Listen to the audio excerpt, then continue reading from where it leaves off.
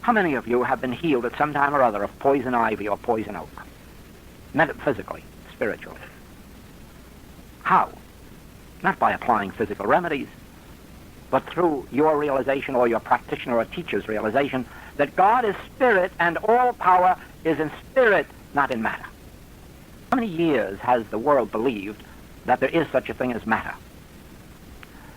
And how much ridicule do you think Mrs. Eddy took for her revelation that there is no such thing as matter, that matter has no existence? And now how shocked the world must be when Dr. von Braun, the greatest of the great, announces publicly in an article, there is no matter. What you call matter is mind. Think that it's nearly 100 years ago that was revealed to us, that there is no matter, all is mind. And mind's manifestation. And oh, how that was ridiculed. Oh, the books that have been written ridiculing that statement. Until now it becomes a scientific revelation that what you call matter is mind formed, manifested. That the substance of matter is mind. Just think now that the reason truth heals is the truth taken into your consciousness. It becomes the substance of your body. The truth that's taken into your mind becomes the substance of your body.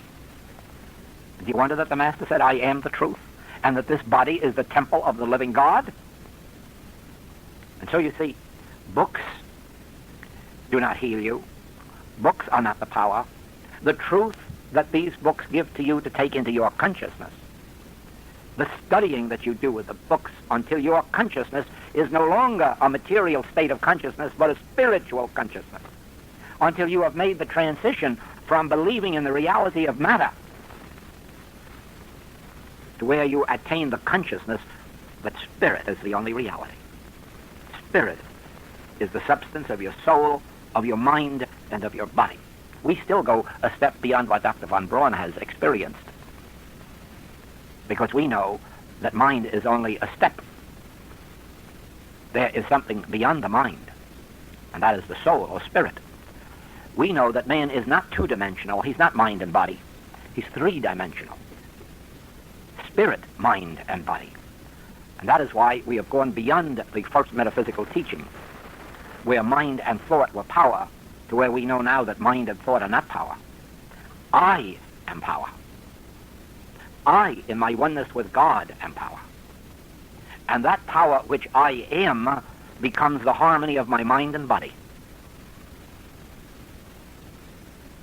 You see, mind is an instrument and a substance.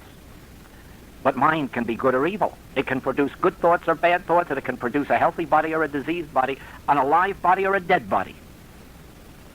Why? Because it is merely an instrument. And so whatever you pour into the mind is going to come out in the body. And if you pour evil into the mind, well, you know it. You've witnessed it. You're probably worrying about it with your children or your grandchildren, all the pornography that's sold on the newsstand. You don't want that poured into your child's mind. Why? Because it's going to have an effect on their body, and you know it. So that the mind can be an instrument for good or evil. The mind isn't God and never was. That was the first revelation that was given to me that separated me from the metaphysical world. Long before I left physically that world, that revelation was given to me that mind is not God, because mind can be good or bad, and it can be used for, it can be used. Who uses the mind? I do. And if I use it as a human being, I can use it for good or evil, but if I use it as God, it can only be used for spiritual, beneficial, uplifting purposes. Therefore, I and my Father being one, all of God's grace flows in and through me and purifies my mind and my body. And thereafter my mind cannot be used as an instrument for evil, because I have surrendered my mind to the oneness of I and the Father. And now all that comes through my mind is what comes from the Father. I do not think my own thoughts, and therefore I do not have good thoughts or bad thoughts. But I surrender myself to the Father, and only spiritual thoughts come through. I do not have mental powers or physical powers. I am no miracle worker. I have no powers. I surrender myself in meditation to the Spirit of God, to my oneness with the Father. And then the spiritual power flows, and miracles take place. But I'm not the miracle man. I'm only the transparency through which the miracles took place. It was God's power that is the miracle. It absolutely takes from us all egotism, all belief. It's like the Master taught, why callest thou me good? There's really only one good, the Father. Don't look on these works of the Master as if he were a miracle worker.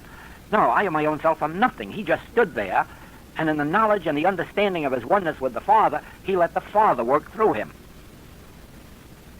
So do we in this message. We do not use right thinking or wrong thinking. We do not use the power of right thinking or wrong thinking. We understand that I, in my oneness with the Father, am joint heir to all of God's grace, and then in quietness and in stillness, let it flow.